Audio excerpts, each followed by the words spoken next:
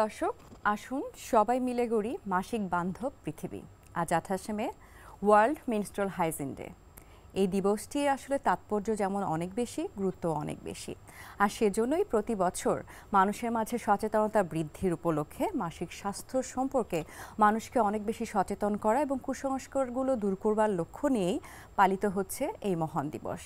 সেই দিবসে আসলে মানুষের মাঝে কি কি করণীয় আছে, আমরা কি কি করতে পারি, কি কি আসলে আমাদের নিজ নিজ অবস্থান থেকে সরকার থেকে শুরু করে প্রত্যেকটি পর্যায়ে এগিয়ে আসতে পারি, সেসব বিষয় নিয়ে আলোচনা করতেই আজকে এই বিশেষ দিনে আপনাদের সবাইকে অনেক অনেক শুভেচ্ছা এবং স্বাগত জানাচ্ছি। আমি ডক্টর শ্রাবণী তৌহিদা আছি এনটিভির পর্দায় এই বিশেষ আয়োজনে।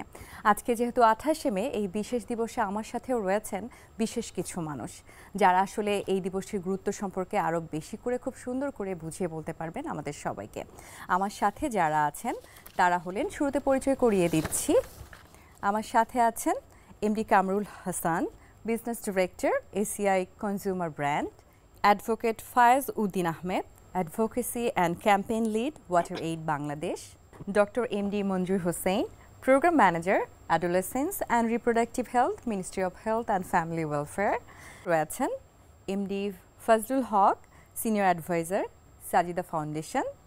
আমার একেবারে হাতের বাইরে রয়েছেন Nishat Sultana, director policy advocacy and influencing campaign, plan international Bangladesh. আপনাদের সবার সাথে পরিচিত হয়ে ভীষণ ভালো লাগছে। সবাইকে ওয়েলকাম করছি আজকের স্পেশাল আয়োজনে। শুরুতেই জানতে চাই ডক্টর এমডি মঞ্জুর হোসেন আপনার কাছ থেকে, যে বাংলাদেশের যে অবস্থান রয়েছে বিশ্ব মাসিক স্বাস্থ্যবিধি, সেই জায়গাটায় ওভারঅল বাংলাদেশের অবস্থানটা এই মুহূর্তে কীরকম? প্রথমে আমি ধন্যবাদ জানাচ্ছি এনটিভি কর্তৃপক্ষকে, যারা এই যুগোপযোগী সুন্দর একটি আসলে আয়োজন করেছেন। আর যে বিষয়টা নিয়ে আমরা আসলে এখানে কথা বলছি, সেটা অবশ্যই বাংলাদেশ পার্সপেক্টিভে আমরা বলে অত্যন্ত গুরুত্বপূর্ণ। কারণ এখনও বাংলাদেশে যে সেন্সিটিভিটি মানুষের মধ্যে মাসিক ব্যবস্থাপনা নিয়ে, সেটা আসলে ওভাবে গড়ে ওঠেনি। কারণ মানুষের মধ্যে এখনও একটি কুসংস্কার রয়ে গেছে, এই জিনিসটা আসলে খুবই শেমফুল জিনিস, এটা কারো কাছে ওপেনলি বলা যাবে না। অথচ মাসিক একজন মেয়ের জন্য, মায়ের জন্য একটি স্বাভাবিক বিষয়। আর এই স্বাভাবিক বিষয়টি হলো তার যে প্রজনন স্বাস্থ্য, সেই প্রজনন স্বাস্থ্যের একটা গুরুত্বপূর্ণ অংশ। কারণ আমরা বলি আমাদের যে হিউম্যান এক্সিস্টেন্স, আমাদের যে আসলে প্রজনন, সেই প্রজননের সাথে কিন্তু মাসিকের ব্যাপারটা জড়িত রয়েছে। কারণ কোনো জায়গায় যদি মাসিক না থাকে, সেখানে হিউম্যান এক্সিস্টেন্সের কোনো প্রয়োজন নেই। তারপরেও আমরা বলবো বাংলাদেশে এই বিষয়টা পিরিয়ড পভার্টি বলতে যে শব্দটা সারা ওয়ার্ল্ডে বলা হচ্ছে, বাংলাদেশও তার বাইরে নয়। কারণ আমরা যদি একটু স্ট্যাটিস্টিক্যাল ডাটাগুলো আমরা দেখতে চাই, আমরা যদি আমাদের বাড়ি থেকে শুরু করে আমাদের শিক্ষা প্রতিষ্ঠান, আমাদের কর্মস্থল, সেগুলো যদি আমরা দেখি, সেখানে কতটুকু উইমেন্স ফ্রেন্ডলি এবং মাসিক ফ্রেন্ডলি ফ্যাসিলিটি আমরা আসলে ডেভেলপ করতে পেরেছি। যদি আমরা ডাটাটা দেখি, এখনও বাংলাদেশে অন অ্যান্ড অ্যারাউন্ড 50% কিশোরী তারা তাদের পিউবার্টির আগে এই ইনফরমেশনই পায় না যে তারা হলো মাসিক একটা জিনিস তাদের শরীরে আসবে, এটা তার জীবনের স্বাভাবিক বিষয়। সেই ইনফরমেশনের গ্যাপ আমাদের এখানে রয়েছে। আমরা যদি আরেকটু চিন্তা করি, এই মাসিক ব্যবস্থাপনার জন্য যে গুণগত মাসিক ব্যবস্থাপনা ম্যাটেরিয়ালস আমাদের ব্যবহার করার কথা, সেটা হতে পারে রিউজেবল প্যাড, সেটা হতে পারে রিউজেবল কোনো কাপড়, অথবা সেটা হতে পারে আমাদের ডিসপোজেবল কোনো স্যানিটারি ম্যাটেরিয়ালস। কারণ আমরা দেখি আমাদের বাংলাদেশে এখনও অন অ্যান্ড অ্যারাউন্ড কিশোরীদের মধ্যে দেখা গিয়েছে যে যাদের অন অ্যান্ড অ্যারাউন্ড অনলি 62% কিশোরী যারা স্কুলে পড়ে, তারা মাসিক মিনিস্ট্রাল হাইজিন, কোয়ালিটি মিনিস্ট্রাল হাইজিন ম্যাটেরিয়াল ব্যবহার করছে। সুতরাং আমরা বুঝতেই পারছি 38% এখনও কিন্তু গুণগত মাসিক হাইজিন ব্যবস্থাপনা করতে পারছে না। আমরা যদি আরেকটু ব্যবস্থাপনার কথা যখন চিন্তা করি, যখন কোনো একটা গার্লস স্কুলে যায়, অথবা আমাদের কোনো ওয়ার্কিং একজন উইমেন যখন তার কর্মক্ষেত্রে যান, সেখানে আসলে সে এই গুণগত মাসিক ব্যবস্থাপনাটা করতে পারবেন কিনা, সেটার মধ্যেও কিন্তু আমাদের আসলে দেখা গিয়েছে যে স্বল্পতা রয়েছে। আমরা দেখতে পেরেছি যে আমাদের এখনও বিদ্যালয়ে যদি আমরা দেখি, অনলি 30% স্কুলে আমরা আসলে কিন্তু গুণগত ওয়াশ ফ্যাসিলিটিস আমরা এস্টাবলিশ করতে পেরেছি। সুতরাং 70% ক্ষেত্রে কিন্তু আমরা পিছিয়ে রয়েছি। আমরা যদি দেখি, যেমন আমি একটা এক্সাম্পল হিসাবেই বলবো, আমার ভাতিজি ক্লাস 9-এ পড়ে, আমি দেখেছি তাকে, সে স্কুলে গিয়েছে, সে স্কুলকে বাড়িতে ব্যাক করে আসছে। আমি যখন তাকে জিজ্ঞেস করেছি যে তুমি কেন স্কুল থেকে চলে আসো, তোমার স্কুল কি ছুটি হয়ে গেছে, তখন সে বলতে আসলে তা না, আমার একটু শরীর খারাপ করেছে, যার জন্য আমি স্কুল থেকে চলে এসেছি। তা আমি মনে করেছি শরীর খারাপই মনে হয়েছে, তার জ্বর হয়েছে বা তার কোনো মাথা ব্যথা এরকম। কিন্তু যখন তাকে আমি জিজ্ঞাসা করলাম, গায়ে হাত দিয়ে যখন জিজ্ঞাসা করলাম, কই তোমার তো কোনো জ্বর বা মাথা ব্যথা নেই, কয় না চাচ্ছু, আমার তো আসলে সেটা হয়নি, আমার শরীর খারাপ করেছে। এখন এই শরীর খারাপের কথা তখন আমি বুঝতে পেরেছি এখনও বাংলাদেশে যে স্বাভাবিক বিষয়টাকে বলা হয় যে শরীর খারাপ করেছে, আমরা এটা মাসিককে আমরা এখনও আমাদের মুখে মুখে আমরা কিন্তু সবাই আসলে উচ্চারণ করতে পারি না, আমাদের টেবুসটা এখনও রয়ে গেছে। তখন আমি জানতে পারলাম যে আসলে তার মাসিক হয়েছে, কিন্তু স্কুলে মাসিক ব্যবস্থাপনা করার জন্য যে আসলে যথাযথ যে আসলে ওয়াশ ফ্যাসিলিটিস থাকার কথা সেখানে কিন্তু আসলে নেই। ফর্চুনেটলি বা দুঃখজনক সত্য হলো আমি স্কুলেই পড়াশোনা করেছি, সেখানে আমি আসলে আমাদের জন্য যে গার্লস ফ্রেন্ডলি বা উইমেন্স ফ্রেন্ডলি যে কোনো টয়লেট ফ্যাসিলিটি সেটা কিন্তু আমরা এখন এস্টাবলিশ করতে পারিনি। শুধু তাই নয়, আমরা সার্ভিসে আমরা দেখেছি যে আমাদের যে ওয়াশ ফ্যাসিলিটিসগুলো রয়েছে এখনও বিদ্যালয়ে অন অ্যান্ড অ্যারাউন্ড 31% স্কুলে এই যে টয়লেটগুলো রয়েছে সেখানে কিন্তু তালাবদ্ধ অবস্থা থেকে, যেখানে আমাদের মেয়েরা বা আমাদের যারা মহিলারা রয়েছেন তারা এই মাসিক ব্যবস্থাপনাটা ঠিকমতো করতে পারেনি। তো মোটা দাগে আমরা যদি আসলে এভাবে দেখতে চাই আমাদের যে বাংলাদেশে মাসিক ব্যবস্থাপনাটা আসলে যেভাবে আসলে হওয়া উচিত, কারণ মাসিক যেহেতু তার শরীরের জন্য একটি স্বাভাবিক বিষয়, সেই বিষয়টাকে আমরা যেন গুণগত মাসিক ব্যবস্থাপনা করতে পারি সেই বিষয়ে আমি মনে করি সরকারের পর্যায়ে আমি কাজ করতে গিয়ে অনেক প্রতিবন্ধকতা আমাদের রয়েছে। তবে আবার এটাও আমরা আইডেন্টিফাই করেছি আসলে এই প্রতিবন্ধকতা থেকে ব্যারিয়ারটাকে একার পক্ষে আসলে সমাধান করা সম্ভবপর নয়, এক্ষেত্রে সামগ্রিক এগিয়ে আসতে হবে সবাইকে সমাজের সবাইকে আসলে এগিয়ে আসতে হবে। তাহলে আমাদের আসলে যে বলবো যে পিরিয়ড পভার্টি যে জিনিসটা এখনও আমাদের বাংলাদেশে রয়েছে সেটাকে আমরা ওভারকাম করতে পারবো। একটু যোগ করি এখানে প্লিজ। আমরা আপনারা হয়তো অনেকেই জানেন যে সরকার আপনার বিশেষ করে বাংলাদেশ পরিসংখ্যান ব্যুরো প্রথম 2018-তে হাইজিন সার্ভে করে, জাতীয় হাইজিন সার্ভে, এবং যে তথ্যগুলো আমরা পেলাম এইমাত্র শুনলাম এর অধিকাংশই কিন্তু আমরা ওই সার্ভের মাধ্যমেই পেয়েছি। এবং সেখানে যেটা ভাই বলছিলেন যে স্কুলে যে রুম হয়তো ফ্যাসিলিটিস আছে কিন্তু তালা বন্ধ, আবার যদি তালা খোলাও থাকে সেখানে যেই মানে ম্যাটেরিয়ালগুলো কিংবা যে পরিবেশটা থাকার প্রয়োজন সেই পরিবেশটাও কিন্তু আমরা পাইনি। এবং আমাদের ওই জরিপে দেখেছি আমরা প্রায় 1/3 মেয়ে মাসে অন্তত 2.5 দিন তারা স্কুল যায় না, আসে না, কেননা তাদের সেই পরিবেশটা নেই, সেই ম্যাটেরিয়ালগুলো নেই। তো সরকারের পক্ষ থেকে কিন্তু আমরা দেখেছি যে আপনার বিভিন্ন সময়ে বিভিন্ন সার্ভের মাধ্যমে তথ্যগুলো সংগ্রহ করা হচ্ছে। আরও যদি একটা পয়েন্ট বলি যে এরই ধারাবাহিকতায় কিন্তু আমরা 2021-এ কৌশলও পেয়েছি, মাসিক স্বাস্থ্যবিধি নিয়ে কিন্তু সরকারের নির্দিষ্ট কৌশলপত্রও আছে। এবং সেই ধারাবাহিকতায় খুব সম্প্রতি আমরা আশা করছি হয়তো এবছর নাগাদই সেটাকে বাস্তবায়ন করার জন্য যে খরচ বিভিন্ন মন্ত্রণালয় সংশ্লিষ্ট মন্ত্রণালয়েরা খরচ করবেন তার পরিকল্পনাও করা হচ্ছে। তবে বৈশ্বিক পর্যায়ে বাংলাদেশের যে অবস্থানের কথা আপনার আলোচনার পরিপ্রেক্ষিতে বুঝতে পেরেছি যে বাংলাদেশ এখনো অনেকটুকু পিছিয়ে রয়েছে। আসলে মাসিক বান্ধব বাংলাদেশ আমরা কবে পাবো? হ্যাঁ, আমি জানতে চাচ্ছি ওনারা তো ওভারঅল একটা সিচুয়েশন বাংলাদেশের সামগ্রিক চিত্র তুলে ধরলেন। Think about public places, say for example train station, bus station, এইখানে এই ধরনের ফ্যাসিলিটিস কোথায়? ঢাকা শহরের কথায় যদি ধরেন একটা মতিঝিল থেকে উত্তরা যদি যেতে হয় কোনো একটা মেয়ের অনেক সময় 4 ঘন্টা লাগে। সো এরকম সিচুয়েশনে যদি ইমার্জেন্সি কিছু হয় তাহলে হোয়াট উইল হ্যাপেন, বা আমরা কি ফ্যাসিলিটিস আমরা ফ্যাসিলিটেট করতে পারছি কিভাবে? সো এই জায়গাগুলি আমার মনে হয় একটু পলিসি মেকাররা যারা আছে এগুলি যদি চিন্তা করে ওভাবে যদি ডেভেলপ করা হয় বা স্ট্র্যাটেজি ফর্মুলেট করা হয় তাহলে আমার মনে হয় সিচুয়েশন আরও উন্নত হবে। এটা ঠিক যে উত্তরোত্তর আমাদের অনেক অগ্রসর হচ্ছি আমরা, বিশেষ করে ওয়াটার স্যানিটেশন এবং হাইজিনে, মিনিস্ট্রিয়াল হাইজিন সহ আমাদের অনেক সচেতনতা বোধ জাগ্রত হয়েছে এবং অনেকগুলো আমরা অর্জন করেছি। সামনের দিকে যেগুলো এখন চ্যালেঞ্জ মানে কি, যেটা মানে যদি আমি বাংলাদেশের পরিসংখ্যান দেখি আর কি, তো সেটা হলো ভাই বললেন যে এখানে 62% ধরনের এখন ইউজ করে, কিন্তু এটা কি সারা বাংলাদেশের চিত্র? তা তো না। এখনও বাংলাদেশের অনেক পকেট এরিয়া আছে, বিশেষ করে চর অঞ্চল, হাওর অঞ্চল না বা অন্যান্য পকেট, যেখানে কিন্তু খুবই খারাপ অবস্থা আর কি। এগুলোতে আপনি গার্মেন্টস সেক্টর দেখেন, গার্মেন্টস সেক্টরে আমাদের প্রায় 40 লক্ষ মানে বলা হয় আমাদের ওয়ার্কার আছে, তার 60% ঝুট ব্যবহার করে এখনও।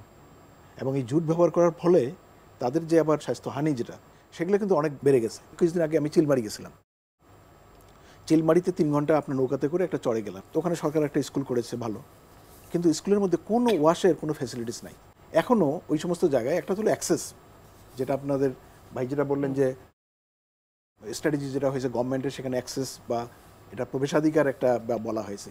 কিন্তু আরেকটা বিষয় হলো এটার যে মিথগুলো এখনও আছে, তাই না? এই কুসংস্কার যেটাকে বলি বা ধ্যান ধারণা যেগুলো বলি, এগুলো গ্রামে কিন্তু এখনও অনেক প্রচলিত আছে।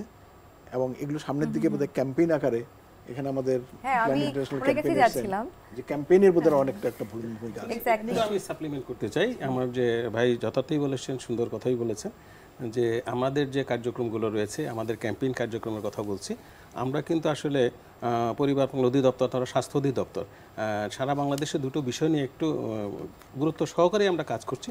যে কারণ একটা কথাই আছে, চ্যারিটি বিগিনস ফ্রম হোম।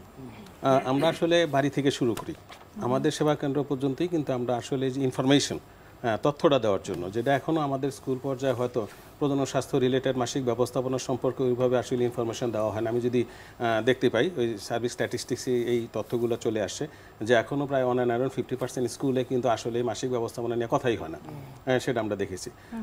আর সেই জন্য আমরা কিন্তু আসলে কমিউনিটি থেকে আমাদের জেএফডব্লিউ যারা রয়েছে তারা বাড়ি বাড়ি যাচ্ছে, তারা কিন্তু এই মেসেজগুলো দিচ্ছে। আমাদের স্যাটেলাইটগুলো হয়, সেখানে আমাদের ভিজিটর এবং অন্যান্য স্বাস্থ্যকর্মী যারা আছে তারা এই মেসেজগুলো দিচ্ছে। আর আমরা আরেকটা জিনিস যেটা আমরা আসলে করে যাচ্ছি, সেটা আমার মনে হয় সবাই করছি, এটা আমাদের শুধু একার পক্ষে বলবো না আমরা, যে এই অ্যাক্সেসিবিলিটি, অ্যাফোর্ডেবিলিটি, অ্যাডাপ্টেবিলিটি, এই জিনিসটা নিয়ে কিন্তু আমরা আসলে বিস্তরভাবে এখন আমরা কাজ করে যাচ্ছি। সরকারের পাশাপাশি অনেক এনজিও সংস্থা আমাদের সাথে কাজ করে যাচ্ছে, যেমন আমি অবশ্যই ওয়েবলাইন ইন্টারন্যাশনাল আমাদের সাথে কাজ করছে, এরকম আমাদের ইউনিসেফ, ইউএনইপি অনেক অর্গানাইজেশন আছে যারা কাজ করে। অবশ্যই প্ল্যানকে আমরা ধন্যবাদ জানাই যে যারা আমাদের সাথে কাজ করে আসছে, অনেক মডালিটিসও তারা ডেভেলপ করেছে। আপনি যে কথাটা বলেছেন যে আমরা এই জিনিসটাকেই ভাঙতে চাচ্ছি, যে ব্যবহার করুক, সে হয়তো ডিসপোজেবল স্যানিটারি ন্যাপকিন ব্যবহার করছে না, আমাদের যে রিউজেবল যে কাপড়গুলো রয়েছে সেটাও যদি যথাযথভাবে রোদে শুকিয়ে প্রপার ওয়েতে ব্যবহার করতে পারে, সেই মেসেজগুলো কিন্তু আমরা আসলে দিচ্ছি। আর যে সবচেয়ে বেশি যে জিনিসটাকে আমরা গুরুত্ব দিচ্ছি, যদি গুণগত মাসিক ব্যবস্থাপনা না করা হয় তাহলে একজন মেয়ের এবং মহিলার কি কনসিকুয়েন্স হবে, সেক্ষেত্রে যে তার পেলভিক ইনফ্ল্যামেটরি ডিজিজ থেকে শুরু করে তার বন্ধাত্ব পর্যন্ত হতে পারে, সেই মেসেজগুলো আমরা দিয়ে যাচ্ছি। অবশ্যই সরকারি পর্যায়ে আসলে অনেক পদক্ষেপ নেওয়া হচ্ছে বা আরও অনেক কিছুই নেওয়া হবে, কিন্তু সামগ্রিকভাবে উন্নয়নের জন্য বেসরকারি পর্যায়েও অনেক অনেক এগিয়ে আসতে হবে, সেটা অবশ্যই কথা হবে। তবে এজেন্সি যারা রয়েছেন, যেমন প্ল্যান ইন্টারন্যাশনালের কথাই যদি বলি, তারাও কিন্তু এই ক্ষেত্রে সরকারকে খুব সুন্দর করেই সাহায্য করতে পারে, বাড়িতে বাড়িতে গিয়ে হোক বা যে কোনো সামগ্রিক পর্যায়ে হোক, সেই জায়গা থেকে আসলে এজেন্সি বা বেসরকারি পর্যায়ে আপনাদের কর্তব্য সম্পর্কে একটু জানতে চাই। আমরা আসলে করছি, শুধু কর্তব্য তো অবশ্যই ভাবছি, এবং সেই জন্য আমরা বেশ কিছু কার্যক্রমও হাতে নিয়েছি। যেমন যৌন প্রজনন স্বাস্থ্য সুরক্ষা প্ল্যান ইন্টারন্যাশনালের কমিটমেন্টের অন্যতম বড় একটা জায়গা, যে আমরা এখানে খুব বলবো জোরে সোরে কাজ করি, হ্যাঁ, তরুণদের নেতৃত্বে, তরুণদের দক্ষতা বৃদ্ধিতে এবং যৌন প্রজনন স্বাস্থ্য সুরক্ষার জন্য আমরা কিন্তু ব্যাপকভাবে কাজ করি। আমি যখন স্টুডিওতে বসা, তখন আমি পিছনে দেখছিলাম বেশ কিছু স্টিগমা ওখানে দেয়া আছে, যে স্টিগমাগুলো কিন্তু অনেক বড় একটা চ্যালেঞ্জ আমাদের জন্য। এবং আমাদের ভোলায় একটা প্রজেক্ট আছে, যে প্রজেক্টের নাম হচ্ছে স্টপ দ্য স্টিগমা। এবং এই প্রজেক্টের আন্ডারে আমরা ভোলা জেলার 13টা ইউনিয়নে, সদরে 13টা ইউনিয়নে 50টি স্কুলে আমরা কাজ করছি। এবং খুবই যেটা আমাদের আশাবাদী করে সেটা হচ্ছে স্কুলের সাথে আমরা মাদ্রাসাকে অন্তর্ভুক্ত করেছি, এবং এই 50টা স্কুলের আমরা একজন পুরুষ এবং একজন নারী শিক্ষকের মোট 100 জনের একটা রিসোর্স পুল আমরা তৈরি করেছি। এবং এই শিক্ষকরা তাদের স্কুলে মাসিক স্বাস্থ্য ব্যবস্থাপনা বান্ধব একটা পরিবেশ তৈরি করার ক্ষেত্রে কিন্তু বিশাল বড় ভূমিকা রাখছেন। এবং এই ক্ষেত্রে আমরা কিন্তু সরকারের সাথে, আমাদের সাথে যেমন শিক্ষা মন্ত্রণালয় আছে, ভাই যে অধিদপ্তর থেকে এসেছেন সেই অধিদপ্তরের একটা সম্পৃক্ততা আছে, এবং স্থানীয় প্রশাসনের একটা সমন্বিত প্রচেষ্টার মাধ্যমে কিন্তু আমরা এই কার্যক্রমটা চালাচ্ছি। এবং ক্যাম্পেইনের কথা বলা হচ্ছিল, ক্যাম্পেইন আমরা কিন্তু নানা রকম ক্যাম্পেইন করছি এখানে, যেমন আমরা বিভিন্ন দিবসগুলো উদযাপন করছি এখানে। এছাড়া আমরা পিয়ার যে সেশনগুলো, সেখানে শুধুমাত্র আমরা কিশোরীর মধ্যে কিন্তু সীমিত নাই, এখানে কিন্তু আমরা কিশোরদেরকে সম্পৃক্ত করেছি, আমরা এলাকার ধর্মীয় নেতাদের সম্পৃক্ত করেছি, আমরা স্কুল ম্যানেজমেন্ট কমিটি এবং প্যারেন্টস টিচার্স অ্যাসোসিয়েশন যেটা আছে তাদের সাথে কাজ করছি, এবং ওয়াশ ম্যানেজমেন্ট কমিটি নামে আমাদের একটা কমিটিও আমরা ফর্ম করেছি, যে কমিটির মাধ্যমে কমিউনিটির সক্রিয় অংশগ্রহণের মাধ্যমে, শুধুমাত্র এটা কিন্তু আমরা একটা এনজিও, আমরা কাজ করছি, একটা সময় কিন্তু আমাদের ফেজটা শেষ হয়ে যাবে, কিন্তু আমরা চাই স্থানীয় জনগোষ্ঠীর মধ্যে এমন পরিবর্তন আসুক যেন তারা নিজেরাই বুঝতে পারেন যে কি করতে হবে।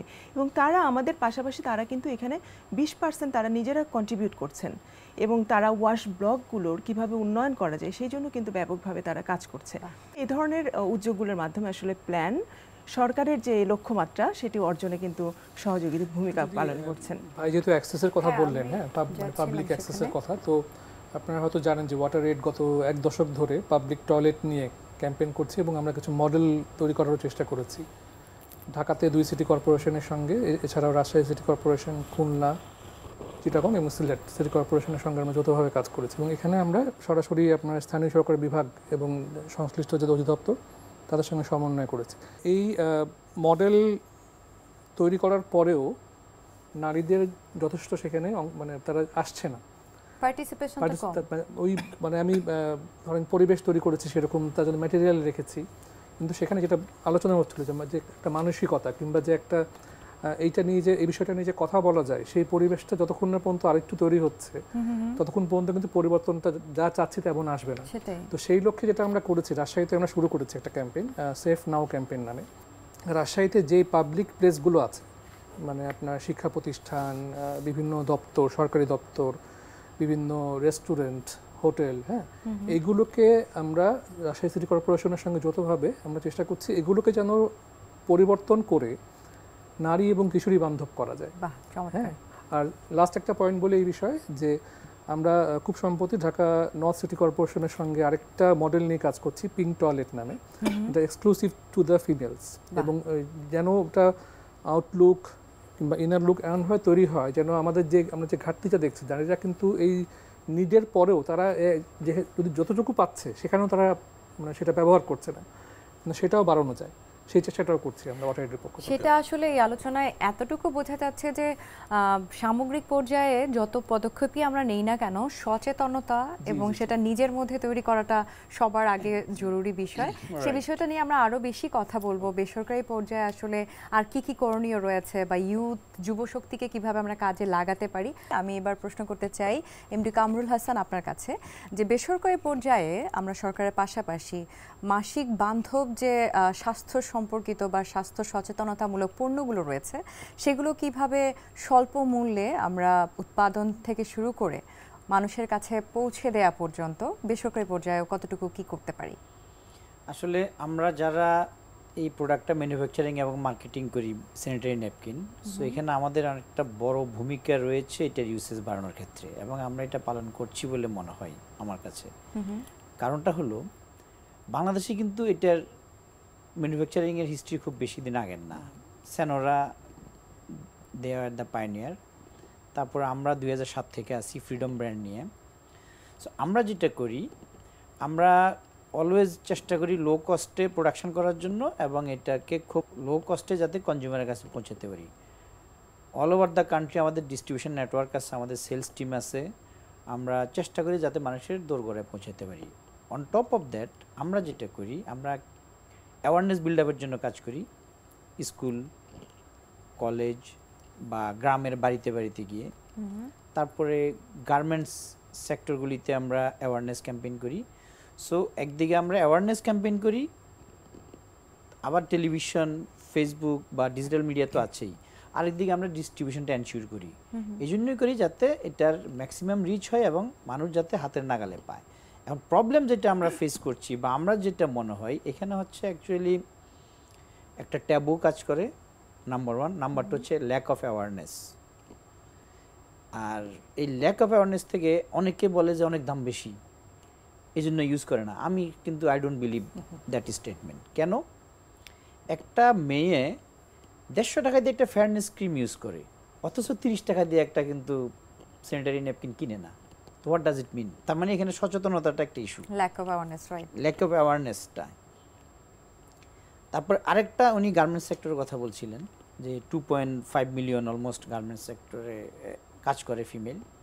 আপনার কমপ্লায়েন্সের কারণে, অ্যাকর্ড এয়ারলাইন্স, এগুলির কারণে কিন্তু অনেক গার্মেন্টস এটা রাখতে হয় বা কিনতে হয়। অনেকের সাথে আমরা ডেলিভারি আমরা কিন্তু বিক্রি করি বা সাপ্লাই এনশিওর করার চেষ্টা করি।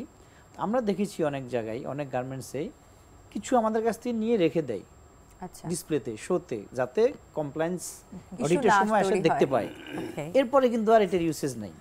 সো এই জায়গাগুলিতে আমাদের মেন্টালিটি যদি আমরা চেঞ্জ না করি তাহলে আমার মনে হয় জিনিসটা হবে না। তবে গুড পার্ট এটাই, লাস্ট ফিউ ইয়ার্স আমরা দেখতে পাচ্ছি যে এমএচএম প্ল্যাটফর্মের মাধ্যমে গভর্নমেন্ট সেক্টর এগিয়ে এসেছে, এনজিও সেক্টর, প্রাইভেট সেক্টর, তিনটা অংশীজন বলবো আমি, যেটা যেভাবে সুন্দরভাবে কাজ করে যে গ্রোথ হয়েছে, এখনো বৈশ্বিক অবস্থান থেকে আমরা অনেক পিছনে, কিন্তু তারপরও লাস্ট ফিউ ইয়ার যে ম্যাসিভ গ্রোথ হয়েছে এই জায়গাটাই, আচ্ছা, এটা কিন্তু বাংলাদেশে আমি দেখিনি অন্য কোনো সেক্টরে এইভাবে গ্রো করেছে। বাহ চমৎকার। তবে একটা জিনিস বলি আর কি এখানে, না ওটা খুব সুন্দর করে বলেছেন আর কি, এটা পাওয়ার যে ওই আবারও বলি, এটা যে অ্যাক্সেস, এটা যে পেতে হবে, সহজলভ্যতা যেটা না, সহজভাবে প্রাপ্যতা যেটা, সেটার অনেক এখনো বাধা আছে। সবাই মিলে আমরা কাজ করছি। সেটাই। এখন একটা হলো যে আপনি ডিস্ট্রিবিউশন করছেন, ঠিক আছে, কিন্তু একটা কিশোরী মেয়ে সে কোত্থেকে নেবে আর কি, যে দোকানদার, সে তো পুরুষ একজন দোকানদার বসে আছে, চাইতে পারবে না। তো ওখানে কিন্তু একটা হলো যে যারা তার আবার ওই রকম পরিবেশও এখনো হয়নি যে বাবাকে বলবো বা ভাইকে বলবো, ছোট ভাইকে বলবো যে আমার জন্য একটা ন্যাপকিন কিনে নিয়ে আসো। যদিও এখন মিডিয়ার কারণে অনেকে এখন সচেতন হচ্ছে, বাবারাও সচেতন হচ্ছেন, অনেকে সচেতন হচ্ছেন, সেটা একটা পজিটিভ জিনিস। তো ওগুলোতে কিন্তু অনেক কাজ করার আছে, আমরা সেগুলো কাজও আমরা করছি, এগুলো এককভাবে কেউ করতে পারবে না। আরেকটা যে আমি বলবো সেটা হলো এই মিনিস্ট্রিয়াল হাইজিন এই ফ্যাসিলিটিসগুলো না থাকার কারণে যারা কিশোর, তাদের দৃষ্টিভঙ্গির কারণে কিন্তু মেয়েরা অনেক অ্যাবিউজড হয়। আমি একটা উদাহরণ দিই, আর মানে আপনারা জানেন যারা বস্তিতে থাকে ওখানে আপনি গোসল করার জন্য কোনো জায়গা নেই, তো আর কিশোরীদের জন্য জায়গা নাই, তো দিনের বেলা তারা কিন্তু ওটা যেহেতু জায়গা নাই, তো ওগুলো পরিষ্কার পরিচ্ছন্নতা ওগুলো করতে পারে না আর কি। এগুলো কারণ করলে আরেকটা রিস্ক হলো, করলে হলো এই অনেকে আবার এগুলো ছবি তুলে এগুলো আবার ভিডিও করে ছেড়ে দেয় আর কি এগুলোতে। হ্যাঁ, তো ওটা একটা রিস্ক। রাত্রেবেলা আসতে পারে না, কারণ রাত্রেবেলা সিকিউর না আর কি, ওই যে আমরা বললাম ভায়োলেন্স যেগুলো, এই কারণে কিন্তু এরা আপনার ওই ঠিক মতো মেনটেন করতে পারে না। এটা যেমন শহরে, আবার আপনার এই যে সাউথে এখন দেখেন যে লবণাক্ত পানির কারণে, তাই না, যে ওয়াশ করে যারা, বিশেষ করে পুরনো কাপড় চাপড় যেগুলো ওয়াশ করে লবণাক্ত পানি দিয়ে, সেটা যখন আবার ব্যবহার করে, এটা আমাদের এখানে ডাক্তার ভাই আছেন, এগুলো অনেক হেলথ ইস্যুস তৈরি হয়। এক্স্যাক্টলি। আমি তো এরকমও শুনেছি যে সাউথ বা সিলেট অঞ্চলের দিকে এখনো মেয়েরা সেখানে আসলে মিনস্ট্রুয়াল হাইজিন সম্পর্কে খুব বেশি তারা অ্যাওয়ার না, বা মিনস্ট্রুয়েশন নিয়েও অনেক বেশি তারা সচেতন না, সেজন্য তারা ওসিপি খাচ্ছে, মানে ওরাল পিল খাচ্ছে মেনস্ট্রুয়েশন বন্ধ রাখার জন্য। এটা যে কত বড় হেলথ ইস্যুস তৈরি করছে অ্যাজ আ ডক্টর আমি বুঝতে পারি, এবং আপনারাও নিশ্চয়ই একটু হলেও এই জায়গাটায় ওয়াকিবহল রয়েছে সবাই। ওটার সঙ্গে একটু বললাম, সেটা হলো যে আমরা এখন সবাই যেমন সেফ ড্রিঙ্কিং ওয়াটার কথা বলি, নিরাপদ পানির কথা বলি, তো পানিটা আমরা পান করার জন্য বলি, কিন্তু বিশেষ ক্ষেত্রে এখন এই নিরাপদ পানির প্রয়োজন হয়েছে এই মিনিস্ট্রিয়াল হাইজিন ম্যানেজমেন্টের জন্য। সেটাও এখন সরকার বা অন্যান্য সবাই মিলে সেই দিকেও দৃষ্টি দিতে হবে। পয়েন্ট মনে না বলাটা অন্যায় হবে, কারণ সরকার আপনার গত 5 অর্থ বছর ধরে, যেটা ভাই বলছিলেন, যে এগিয়ে এসেছেন এবং এই ধরনের প্রোডাক্ট যেটা লোকালি আমরা প্রডিউস করি, তার যে কাঁচামাল আমরা রপ্তানি করি, তার কিন্তু ভ্যাট এবং ট্যাক্স তার এক্সেম্পট করেছেন। তো আমরা আশা করছি যে এই বছরও বাজেটে আরো একটু কমে আসবে, এটা আরো কমবে, যেন আরো অ্যাক্সেসিবল করা যায়। আমি একটা কথা বলতে পারি, লাস্ট 2 ইয়ার্স গ্লোবালি আপনার বিশেষ করে ইউক্রেন ওয়ার বা আরো কিছু কারণে যেভাবে দাম বেড়েছিল, কিন্তু একটা প্রোডাক্ট বাংলাদেশে দেখবেন ন্যাপকিন, এটার দাম বাড়েনি, because of government initiative, because government has withdrawn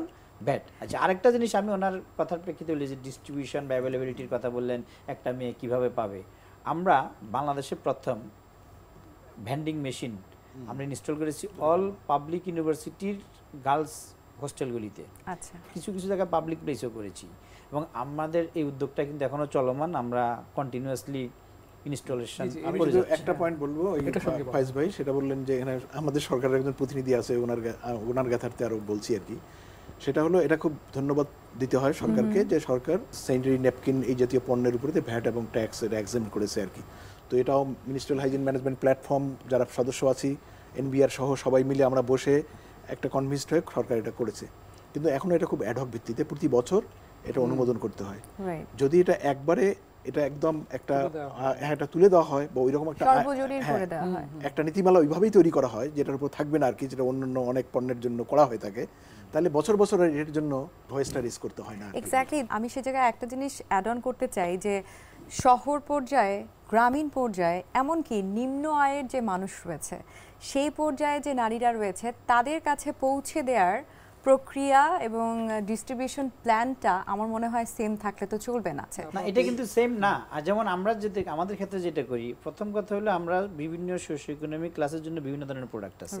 আমার যেরকম 200 টাকার প্রোডাক্ট আছে, আবার আমার কিন্তু 30 টাকার প্রোডাক্টও আছে, নাম্বার 1। নাম্বার 2, ওই 30 টাকার প্রোডাক্ট বা এটাকে রুট লেভেলে পৌঁছানোর জন্য আমরা কিন্তু সাবসিডি দিয়ে আমরা কিন্তু পাঠাই। আচ্ছা, অন টপ অফ দ্যাট আমরা কিন্তু স্যাম্পলিং করি, বিশেষ করে রুরাল এরিয়াতে বা স্কুল লেভেলে হিউজ স্যাম্পলিং করি আমরা, এবং প্ল্যান ইন্টারন্যাশনাল ওরাও করে, প্লাস একই উদ্যোগ আমরা ওয়াটার এডের পক্ষ থেকেও করছি এবং এখানে আরেকটা অধিদপ্তরের নাম বলতে হয়, মাধ্যমিক ও উচ্চশিক্ষা অধিদপ্তর। তাদের সঙ্গে কিন্তু আমরা যৌথভাবে যেটা করেছি, দুর্গম অঞ্চলগুলো এবং শহরের যে লো ইনকাম কমিউনিটি যে এরিয়াগুলো আছে, যেটা বলছিলেন সবার তো অভিগম্যতা প্রয়োজন, সেখানে যে আমরা পাবলিক টয়লেট কিংবা ফ্যাসিলিটিসগুলো করেছি কিংবা শিক্ষা প্রতিষ্ঠান যেগুলো দুর্গম এলাকায় আছে, স্টপ দ্য স্টিগমা আমরাও করছি একই সঙ্গে। সেখানেও কিন্তু আমরা আপনার এই যে ভেন্ডিং মেশিনটা কিন্তু আমরা দেওয়ার ব্যবস্থা করেছি শিক্ষা প্রতিষ্ঠানগুলো, যেন অন্তত সেখান থেকে আমাদের যে সংকোচগুলো আছে এবং সেখানে কিন্তু আপনার তারা খুব সহজেই সেখান থেকে তারা সংগ্রহ করতে পারছে।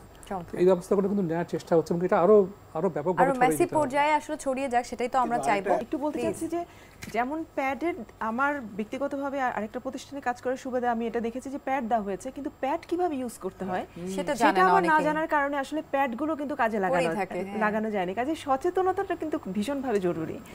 এই ব্যাপারটা নিয়ে কথা বললাম আর কি, যেহেতু কোশ্চেন আসে সরকারের কি উদ্যোগ নেওয়া হয়েছে। সরকার, আমি অবশ্যই বলবো যে আমাদের পরিবার অধিদপ্তর তারা যত স্বাস্থ্য পরিবার কল্যাণ মন্ত্রণালয় এই গুণগত মাসিক ব্যবস্থাপনা যতটাই গুরু দিয়েছেন, আমরা বাড়ি থেকে শুরু করে আমরা আমাদের সেবা কেন্দ্র পর্যন্ত আমরা মেসেজ দিচ্ছি। নট অনলি দ্যাট, আপনারা হয়তো জানবেন যেহেতু ইয়ুথ এবং অ্যাডোলেসেন্টের কথা চলে আসে, আমাদের কিন্তু অলরেডি একটা অ্যাডোলেসেন্ট ফ্রেন্ডলি হেলথ সার্ভিসেস আমরা কিন্তু স্বাস্থ্য পরিবার কল্যাণ মন্ত্রণালয় থেকে আমরা আসলে শুরু করেছি আমাদের সেবা কেন্দ্রগুলোতে।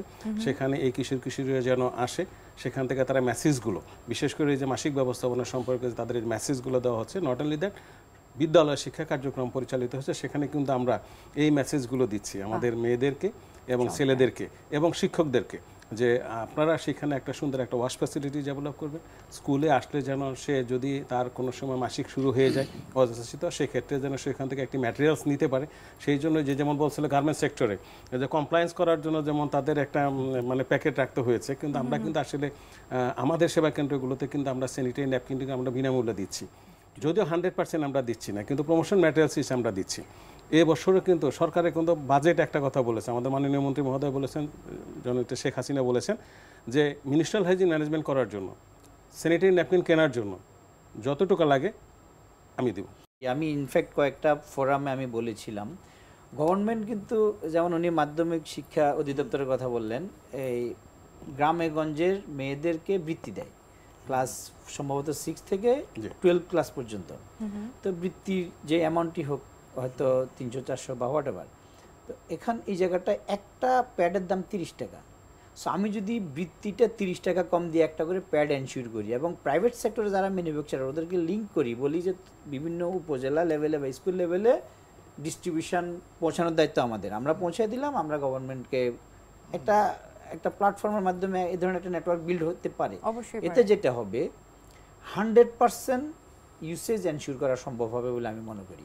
এবং এই যে একটা সংকোচ, কিনতে যায় না, এই সংকোচটা থেকে কিন্তু বেরিয়ে আসা সম্ভব। এক্স্যাক্টলি। আমরা ফ্রান্স বা যদি ওই ইউরোপের ওই অঞ্চলগুলোর দিকে যাই, সেখানে প্রত্যেকটি হোটেলে বিনামূল্যে প্রত্যেকটি হোটেলের ওয়াশরুমে সানব্লক থাকে, খুবই এক্সপেন্সিভ, এবং সেই সাথে পারফিউম থাকে, যেটাও খুব এক্সপেন্সিভ। তো আমরা এমন একটা দেশে বাস করি যেখানে একেবারে বেসিক একটা নিড একটা মেয়ের জন্য, সেটা কিন্তু আমরা দিতে পারছি না।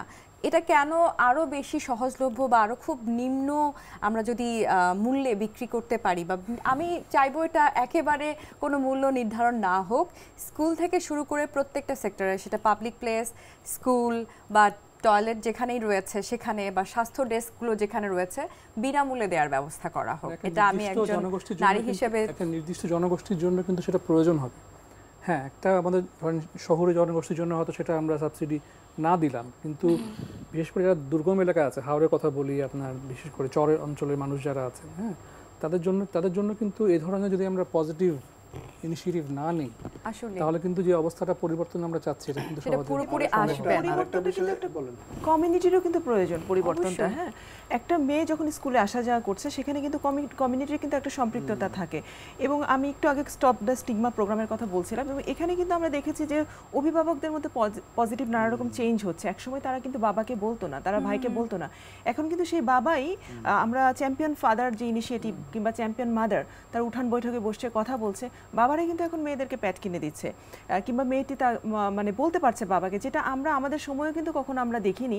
এবং খুব অবাক লাগে যখন আমি ভোলাতে গিয়েছি, কিছুটা আপনি জানেন ওই এলাকার মানুষরা কিছুটা কুসংস্কারচ্ছন্ন পিছিয়ে পড়া জনগোষ্ঠী, তখন আমি দেখেছি তাদের মধ্যে নানারকম স্বপ্নের কথা তারা বলছিল, এবং তারা বলছে যে তার বাবাকে বলতে পারছে, এবং কি যে আনন্দ তাদের চোখে মুখে যে এই পরিবর্তনগুলো তারা এখন দেখতে পাচ্ছে। আসলে সচেতনতা শুধুমাত্র মেয়েদের ক্ষেত্রে না, আমার মনে হয় সামগ্রিক পর্যায়ে ছেলেদেরকেও এই ক্ষেত্রে সচেতন হতে হবে। আর একটা বিষয় এটাও গুরুত্বপূর্ণ সচেতনতার অংশ, একটা হলো স্যানিটারি প্যাড বলি বা যেটা পুরনোই কাপড় বলি, সেটা ব্যবহার যেরকম গুরুত্বপূর্ণ, এটাকে প্রমোট করা, এটা আবার ডিসপোজ করাও কিন্তু খুব একটা গুরুত্বপূর্ণ। রাইট।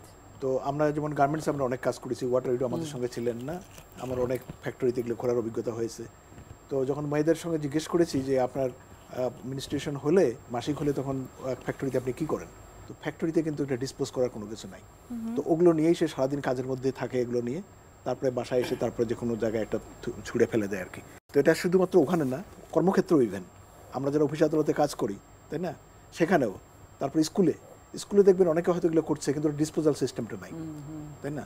তো এটাও কিন্তু সরকারের যে সমস্ত এই আপনার এই ওয়াশ ব্লক বলি বা যেটাই বলি, যেগুলো তৈরি হচ্ছে, নীতিমালা যখন তৈরি হচ্ছে, সেগুলোর মধ্যে এটার পাশাপাশি ওই ডিসপোজাল সিস্টেমটাও কিন্তু অন্তর্ভুক্ত থাকা উচিত আর কি। অবশ্যই থাকা উচিত। আমরা উনি যথার্থই বলেছেন, যে আমি বললাম আমার ভাতিজির উদাহরণ দিয়ে এলাম, যেহেতু সে ওই ডিসপোজটা সে করতে পারে না বলেই হয়তো বা এখানে চলে আসে, বাড়িতে চলে আসে। আর যদি আসলে এটাও যদি হয় যে মনে করেন 4 ঘন্টা পর বা 6 ঘন্টা পর তাকে চেঞ্জ করতে হবে, সেটা যদি টাইমলি আসলে চেঞ্জ না করা হয়, তাতে করে কিন্তু তার অনেক স্কিন ডিজিজ, এক্সক্রিয়েশন সেগুলো হয়। ইভেন কি বলা হয় যে মোর দেন 6 আওয়ার যদি একটু হেভি মিনিস্ট্রাল ব্লিডিং কারো হয়, সে যদি ওইটাকে রাখা, আপনি জানেন যেহেতু আমাদের সঞ্চালক মহোদয় ডাক্তার উনি সুন্দর বলছেন যে টক্সিক শক সিনড্রোম আমরা একটা কথা বলি, যেটা থেকে বাচ্চাদের কিন্তু এই জিনিসটা হতে পারে যে সে হয়তো অজ্ঞান হয়ে যেতে পারে। এই যে অবস্থাটা হয়, একটা যদি একটা খুব ক্রিটিক্যাল ইস্যু এবং খুব কম সংখ্যকই হয়, তারপরেও কিন্তু এটা হতে পারে। তো আসলে এই যে ডিসপোজেবলের যে সিস্টেমটা, আমি অবশ্যই বলবো এটা আসলে আমি আমার অধিদপ্তরের কথাই যদি বলি, আমি চাকরি করি, আমি এখানে বলতে কোনো অসুবিধা নেই, আমরা এখনো সেই সিস্টেমটা এখনো ডেভেলপ করতে পারিনি। তো যার জন্য যেখানে 4 ঘন্টা থাকার কথা 6 ঘন্টা 8 ঘন্টা পরে সে আছে, তারপরে হয় বাসায় গিয়ে হয়তো সে ডিসপোজ করতে পারছে, কিন্তু এই ডিসপোজালের সিস্টেমটা আসলে আমরা এখন ওইভাবে স্টেপে আমাদের হয়নি, সেটা আমাদের কমতি আমরা রয়েছে। তবে আমরা মানুষকে ইনফরমেশন দেওয়ার জন্য কাজ আসলে করে যাচ্ছি সবার তরফ থেকে। আমি অবশ্যই বলবো এখানে আমাদের ওয়াটার এডের কথা বলছি, আমাদের যারা কনজিউমার্স প্রোডাক্ট করছে তারা করছে, অবশ্যই এটা সরকারের পাশাপাশি অন্যান্য বেসরকারি সংস্থা যারা আছে বা আমাদের যারা প্রোডাক্ট তৈরি করে তাদেরও যথেষ্ট মানে কি বলে সদিচ্ছা রয়েছে আমি মনে করি। সেই কারণেই হয়তো বা আজকে আমি বললাম, আজকে থেকে 5 বছর আগের কথাই যদি আমি চিন্তা করি, এখন তাও বাংলাদেশে 62% ব্যবহার করা হচ্ছে, কিন্তু তারপরও এই 62% মেয়ে কিন্তু আবার বাড়িতে যখন স্কুলে থাকে তখন কিন্তু সে আসলে এই ডিসপোজেবল স্যানিটারি ন্যাপকিনটা ব্যবহার করে না, সে হয়তো তখন দেখা গেলো রিউজেবল ক্লথটাই ব্যবহার করে। মানে আমার কাছে মনে হচ্ছে যেটা আমরা কাজ করতে গিয়ে দেখেছি, আসলে এখানে আমরা যেমন শুনলাম স্বাস্থ্য পরিবার কল্যাণ অধিদপ্তর থেকে দায়িত্ব নেওয়া হয়েছে, শিক্ষা অধিদপ্তর থেকে নেওয়া হয়েছে, স্বাস্থ্য অধিদপ্তর থেকেও নেওয়া হচ্ছে, আবার আমরা জানি যে মহিলা এবং শিশু বিষয়ক মন্ত্রণালয় তাদেরও একটা দায়িত্ব আছে এখানে যেটা আমাদের জন্য চ্যালেঞ্জ হয়ে যায়, এই সকল মন্ত্রণালয় কিংবা অধিদপ্তরের মধ্যে তারা কিন্তু নিজ জায়গা থেকে কাজটা করছেন। একটা যদি সমন্বয়ের জায়গা না থাকে এবং যদি একে অপরকে সহযোগিতা না থাকে এবং একে অপরকে পরিপূরক যদি না হই আমরা, তাহলে হবে না। আমরা ওই লক্ষ্য থেকে আসলে যেটা ভাই বলছিলেন যে আমাদের menstrual health and hygiene platform, MHN platform, যেটা জাতীয় পর্যায়ে আমরা তৈরি করেছি, সেখানে কিন্তু আমাদের অন্যতম লক্ষ্য হচ্ছে পলিসি কিংবা প্র্যাকটিস চেঞ্জগুলোর পাশাপাশি এই সরকারি যে কাঠামোটা, মেকানিজমটা, এই মেশিনারিটাকেও আমরা কীভাবে এক জায়গায় আনার জন্য একসঙ্গে কাজ করতে পারি।